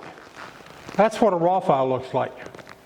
Dark, linear, 1.0 gamma, not in color. It's grayscale, basically. Each photo site, red, green, green, blue, is capturing monochromatic data that is then interpolated into color. So the first thing you got to do is a gamma adjustment from gamma 1.0, which is a linear gamma, to 2.2, which is like human vision. And then you convert it to color. Anybody know why it's green? Because there are twice as many photo sites of green, red, green, green, blue. And green is important in that human vision. It's what kind of gives the grayscale rendering. Red and blue does color adjustments, but green is very important for the grayscale. And then actually taking it from demosaic but uncolor corrected to color corrected. So let's look at this This is the actual raw file. Green, red, blue, green. I got it rotated, but that's the way the shot was at. You remember the camera obscura? It's upside down. So, linear versus gamma adjustment. Linear, half of all of the data that you capture is in the brightest one's first half of the total. All right, so you get a lot of highlight detail, capture a lot of photons, right? More photons better until it's saturated. But then you actually have to do a gamma adjustment. So going from linear to gamma, and before and after post-processing, local versus global. Here's what I dispel on the straight out of camera camp. If you want straight out of camera, this is what it's going to look like.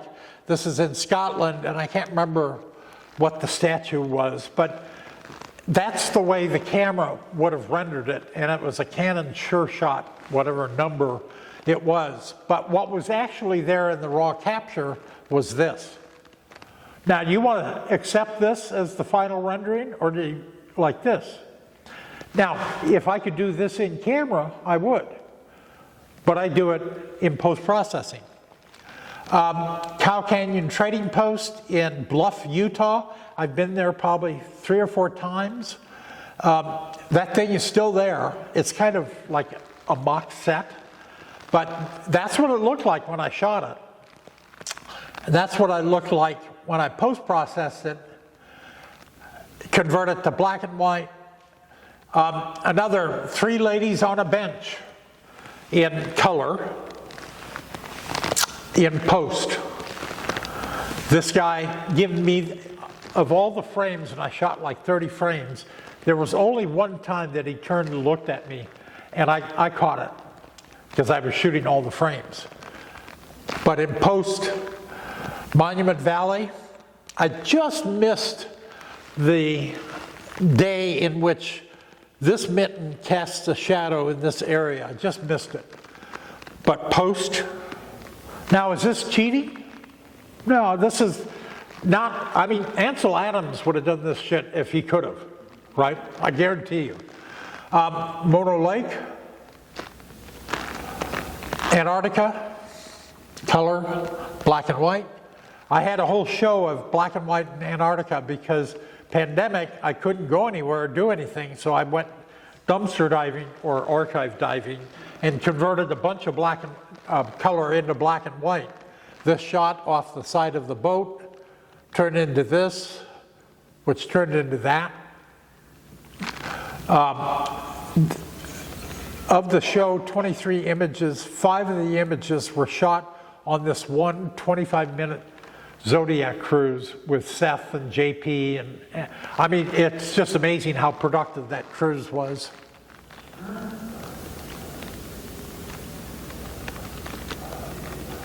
So the point that I'm trying to make is straight out of camera is a false god. Now, to what extent you want to manipulate, oh, I showed that twice, sorry. To what extent you have to make your own decisions for your own work. How far is far enough or how far is too far? You're perfectly, I mean, everybody is welcome to use generative fill in Photoshop. Just don't pretend that it's real. It's synthetic. Now, I've been doing digital imaging since 1984. I mean, it's not magic. You know, Hollywood has been doing digital imaging arguably since that original black and white, now it's not Tron, it was in the 20s. Help me, Mark. That original kind of science fiction motion picture, well, yes, Metropolis. But what you can create, if you know when you're capturing what your post-processing capabilities are, you shoot this with this processing in mind, which is like Ansel Adams' pre-visualization, right? He didn't just take what the film gave him, he took what the film gave him and then controlled it to get the tonality that he wanted.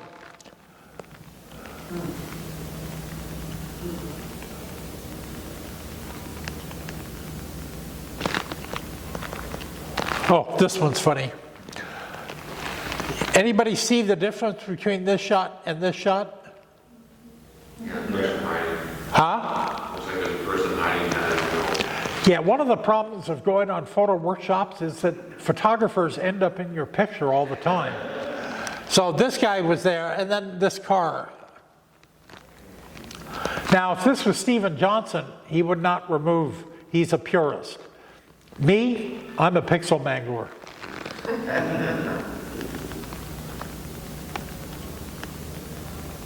So is it okay to get rid of footprints? If I'm not trying to do a documentary and not trying to portray this as unmanipulated reality, then I should not retouch out the footprints.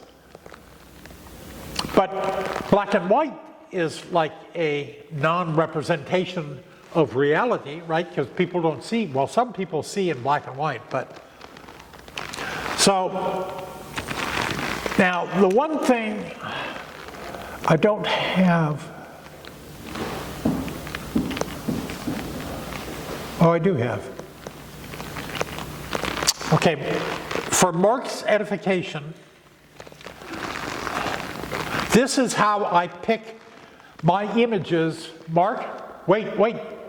It's only going to take a moment. Okay.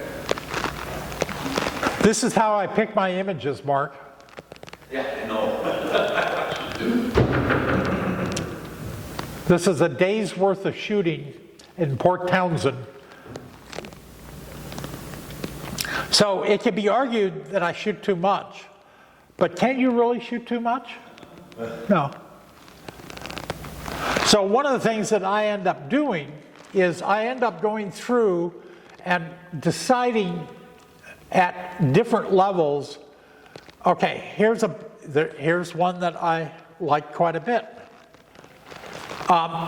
Then what I can do is go through and pick from a reduced group of images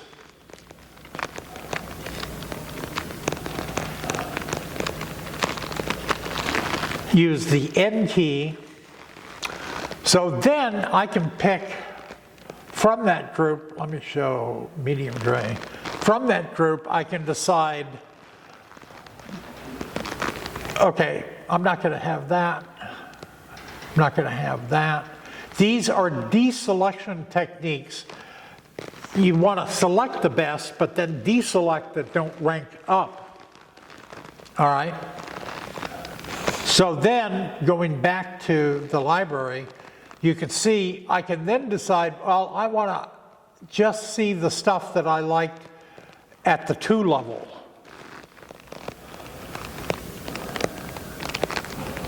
I like that emotion, but I missed the bottom of the guitar. Well, I could create that in Photoshop, actually.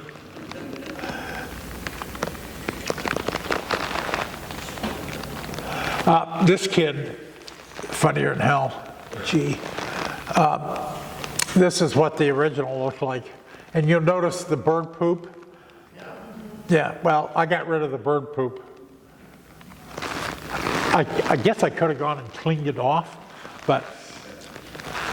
So what ends up happening is through a process of elimination plus, I mean, it starts with addition and then ends up with elimination. You end up with a subset, which is the primary group that you want. Oh, this is Arthur Meyerson photographing. He walked up and talked to these, it's some kind of rowing crew or something in Port Townsend. And he ended up photographing them from inside the boathouse, and I caught him shooting with his Leica. I don't know what this lady was, oh, a bird. So you can see there's a dog there, but I'm pretty sure that's not cigarette smoke. You know what I'm saying? So that's pretty much how I use Lightroom. And the whole process of Lightroom is, it's an aid to selection and pre-visualization and post-processing to basically, the stuff that you shoot is like gravel. But within that gravel, there are diamonds to be mined, if you can find them. And if you find a diamond, you know, like, I like this shot. Is it worth spending the time to retouch out the bird poop? Yeah, right? Now, I did not make it absolutely perfect. I kept the patina. I mean, it's not like I completely eliminated. And that's what you have to decide, is how far you want to take your post-processing. At any given time, it may be too far. And I used to kid Kevin Raber, and Deborah, forgive me for saying this, but Kevin, there was a propensity for sometimes over-processing. Would you agree? That Kevin, and he called it Raberize. And the fucking birds, excuse my language, he used this Luminar, and it would be this one set of birds or group of different variations of birds, and every time he'd post something on Facebook, I had to comment, it's those friggin' birds again, Kevin. But he actually did that sometimes just to mess with me. But he sometimes went over what I thought was a boundary line, but his line was a little bit further out than mine. Steve Johnson's boundary line is much closer. He does not do the same level of post-processing and retouching that I'm. So you each have to decide how far you want to take, how far is too far, and draw that line, and that's kind of your artistic vision. I'm at 12:07, Mark, which, well, no, you know. That's fine. At this point, it's really up to the audience. You want to take questions? Yes, I would take questions. Yes, ma'am.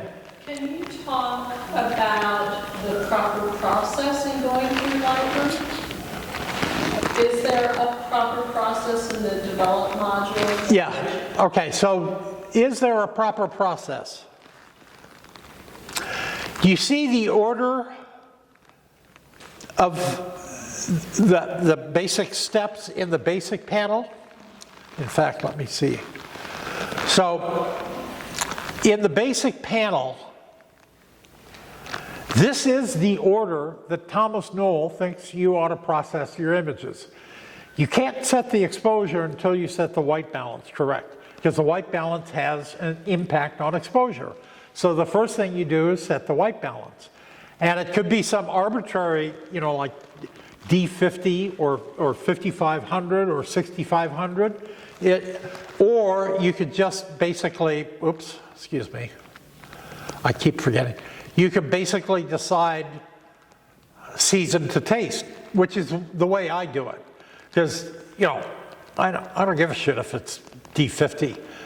I like warmer is almost always better than cooler, except for when you're in Antarctica.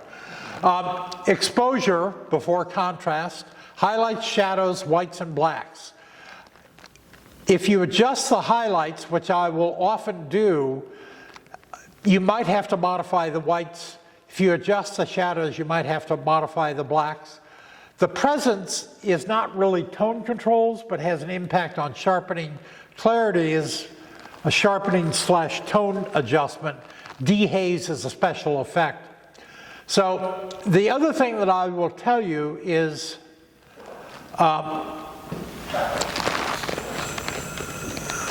let me back out here.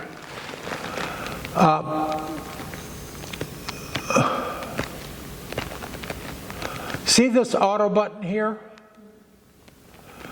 Adobe hired me to process 5,000 raw images of all manner of screwed up images to basically teach their AI what the auto raw processing should do.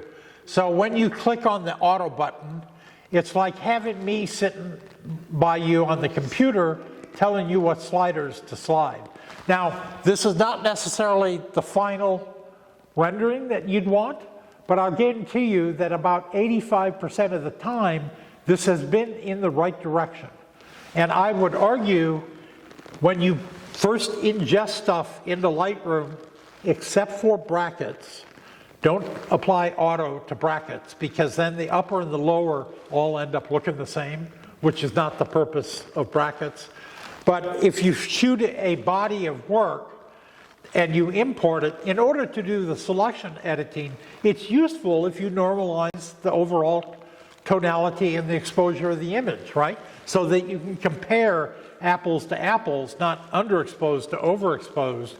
And so you can actually set it to import and apply the auto on import if you want to. I wouldn't recommend it in the event because it ruins brackets. But these are the orders. Now then, you can make adjustments, and I like the targeted adjustment tool.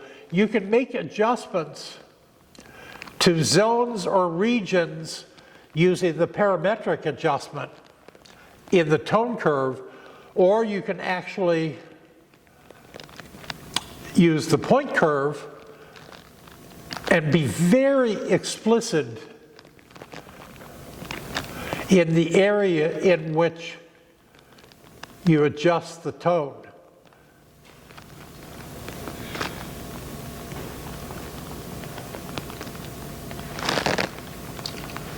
You guys are tracking me, I can't tell. Is that better? Better? Worse? Better? You don't give a shit. The color mixer allows you the control of the rendering of different color. You can set the hue and make very quick adjustments. Yeah, I like that. And then you can also adjust the luminance.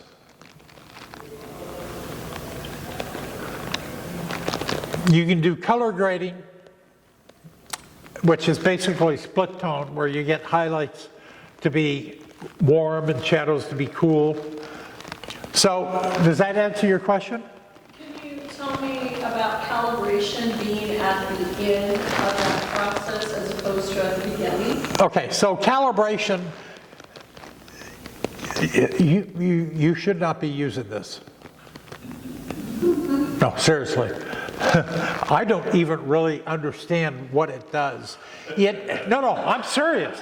This is something that Thomas Knoll actually put in early to adjust the sensor rendering from camera color to basically the working space of Camera Raw is a linear version of ProPhoto RGB.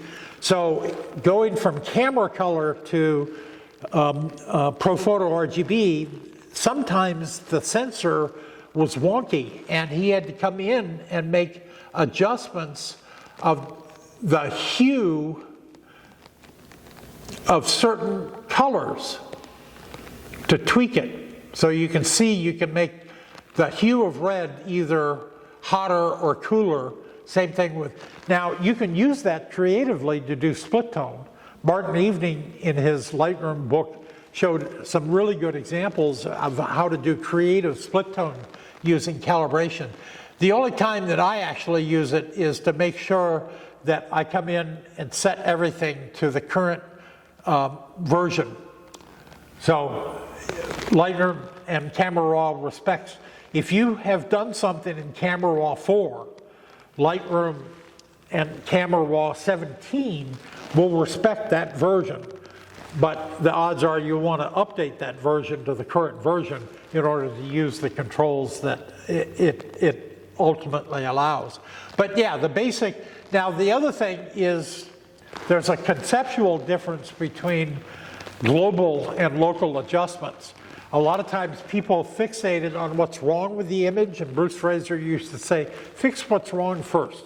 Often it's the white balance, which is why it's at the top, right? Fix the white balance and then make adjustments down the road, except for the fact that sometimes you may fix one area and ruin another area. The only alternative is to make those adjustments locally using the brush or linear or luminance, so that you can make an adjustment here. In fact, one of the things that I love is being able to select a mask based upon the luminance.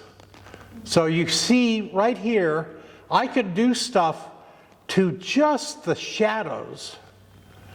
And if you've got a particularly noisy image, I recommend that you come in and do a luminance where you do noise reduction and increase the noise reduction in just the shadows. All right, because generally speaking, when you increase the exposure, remember you're using less photons, more noise in the shadows, but you can actually step on that noise easier on a luminance. And then you can also, you know, this is like cheating, really, seriously. Detecting people, person, facial skin, make mask, adjust just the face.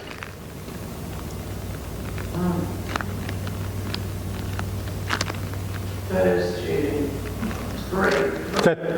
That's cheating? Yeah, but it's brilliant. Oh yeah. And the funny thing is, Photoshop doesn't have this yet. Although you can actually use it in Photoshop if you use Camera Raw as a plugin, a filter, then you can actually create masks.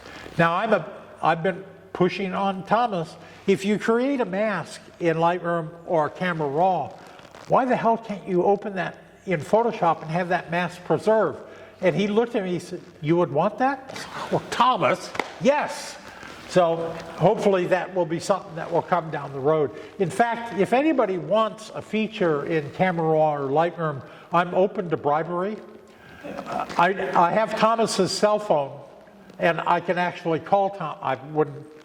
Thomas sadly lost his home in the LA fires earlier this year, and they saved the cats, they saved the cameras, and top one. He doesn't have his 1.0 box. So if anybody wants to get a feature in Camera Raw, if you have a Photoshop 1 box unopened, he would do whatever you want in Camera Raw for that box. So that was a good one. Yeah, you have a question? Yeah, could you go over it's bring it back, lens adjustment or correction? Lens correction. Lens correction? Yes. Okay. So the thing about lens correction is that sometimes internally the camera manufacturers computationally correct the defect of the lens before you even see it, right?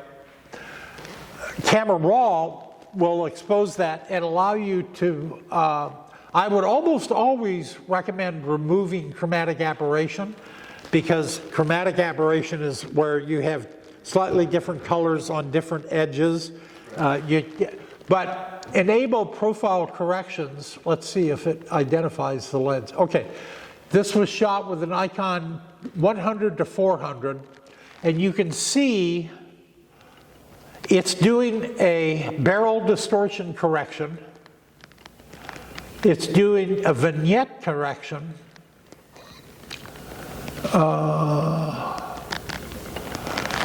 Now, then the question, half the time I'm putting in darkness in the corners because I like hand to God dodging and burning. So, you know, I don't want to correct the vignetting. You can come in here. And then the distortion sometimes, but you can see in order to do the lens, you actually remove or eliminate a portion of the image. But most of the time, I don't find that the lens correction are required for, say, 50 millimeter effectively, 35 millimeter, 50 millimeter or above. The lens aberrations are not terrible. The wide angle corrections can be pretty significant. I don't know that I've got a, would you do that first and then do all the other adjustments? yes. Okay.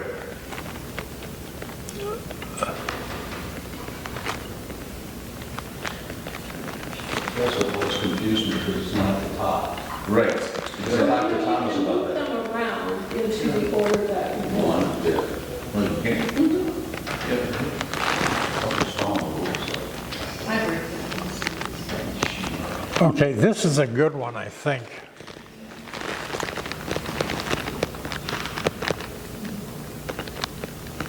Oh, it doesn't, this is too old.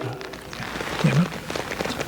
So Jeff, a lot of times when that comes up, I'll just open up the window that says which camera or which lens you're using. And it'll pop up a whole list of lenses that Yeah. And that may or may not actually be useful. This is a good one.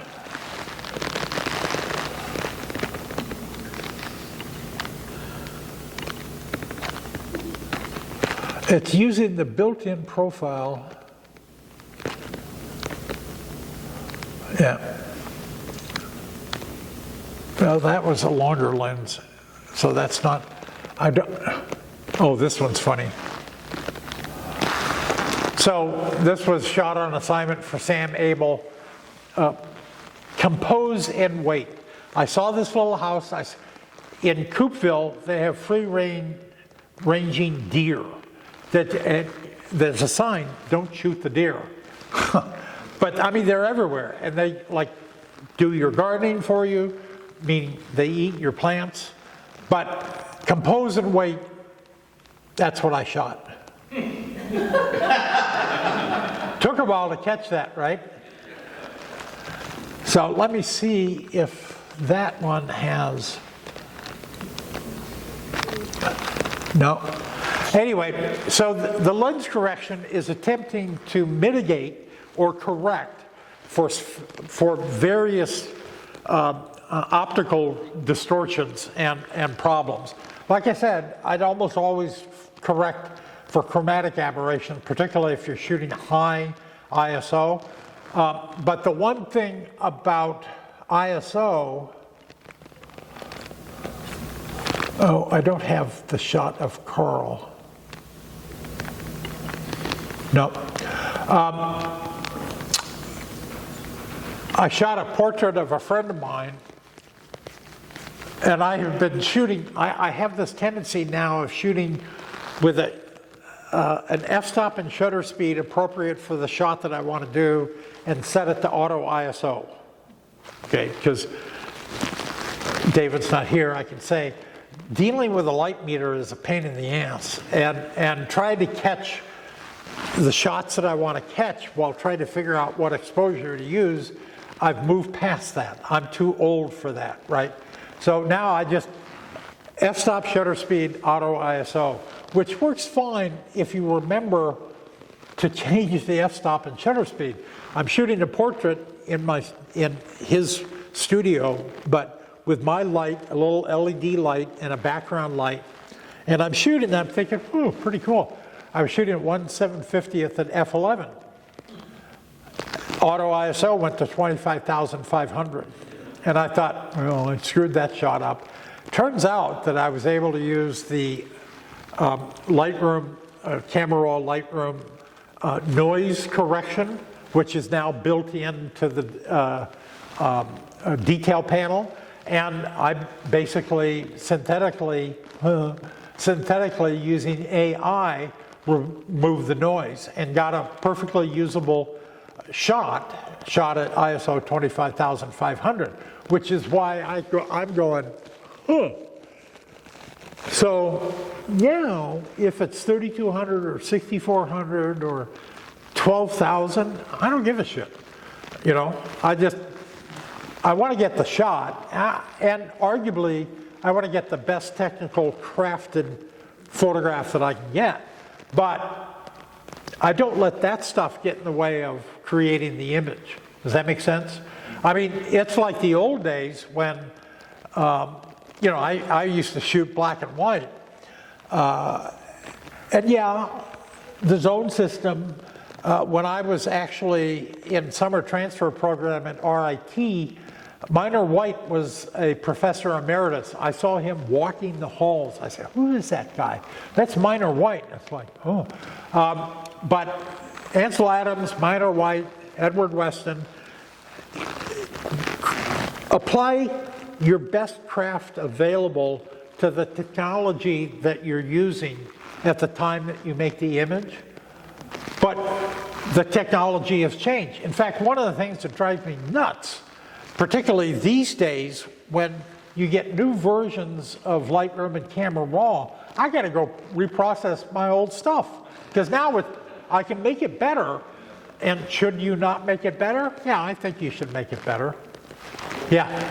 Could you talk a little about adaptive profiles and also their relationship to the auto control? They give you a warning now that you shouldn't use auto when you use an adaptive profile. Yeah, which is it's actually kind of funnier than hell because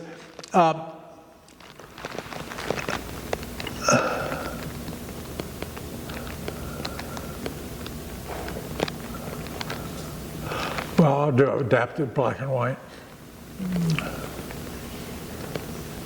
So in answer to your question, adaptive profiles, I don't like them because they've ruined my work. I should be able to get the color. Adaptive, there we go. See, I don't even have it so that I can use it.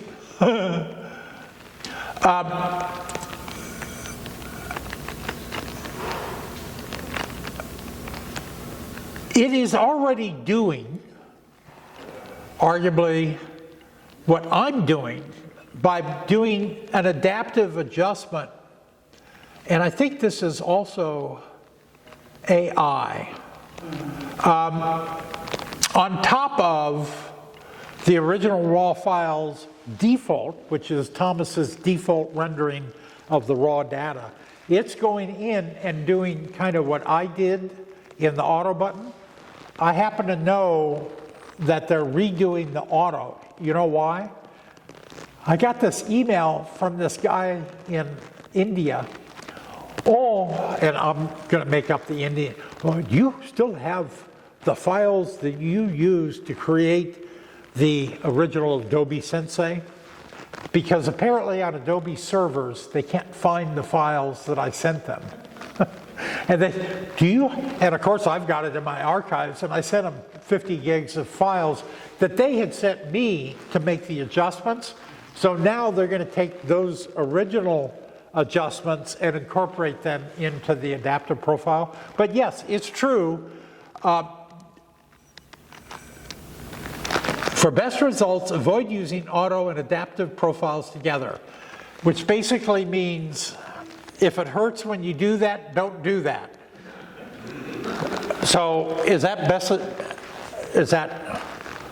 not useful? I don't know.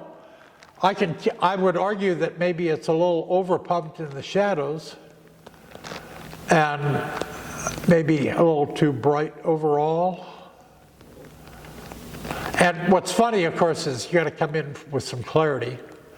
And detail is like magically making stuff sharper. So in answer to your question, no, they don't want. The adaptive profiles are basically looking at the image and making an estimate on what adjustments should be made in the same way that we did the auto button, which is why it conflicts. But in the not too distant future, I think the auto will incorporate the new adaptive and put me out of business. No, actually, I didn't know how to charge Adobe for the work that I did, so I charge them on a per image basis. I won't tell you how much I charge, but I got to the point where I could do like about an image a minute. It took me a minute to make the adjustments, because I would look at the raw file and say, well, it's got to do this, this, this, this. And so I would make the adjustments. I got it down so that I got it finished pretty quickly. And you're looking at your watch, we're done, right? Unless we got something more. Yes, sir. What's the time ratio between shooting and working on your image? So the time ratio, how much time do I spend shooting versus how much time I end in post? Right. Well, in the old days, when I was shooting film, I would often spend 3, 4, 5 days setting up a single shot. So I'm comfortable with spending whatever it takes to get the shot. And then post-processing, like I said, raw images, I can generally process an image in maybe 2 or 3 minutes for the basic raw processing. But then I would spend days doing the retouching and compositing. Because the one thing about digital imaging is knowing when it's done. You can keep making adjustments ad nauseum. And at some point, I make the decision, okay, I'm done. And then that's my golden master from which others will be derived for printing and stuff. But the one thing that I'll tell you is, like I said, the damn software keeps getting better, and I got to revisit my images to see if I can make them better. But I don't think it's fair to do a 1-to-1 ratio, because some images take days, and some images take 2/50th of a second. And then I'll spend days working on the post-processing. Does that make sense? Okay. I hate to cut this short, which is always tough with Jeff. But I want to thank you all for coming today.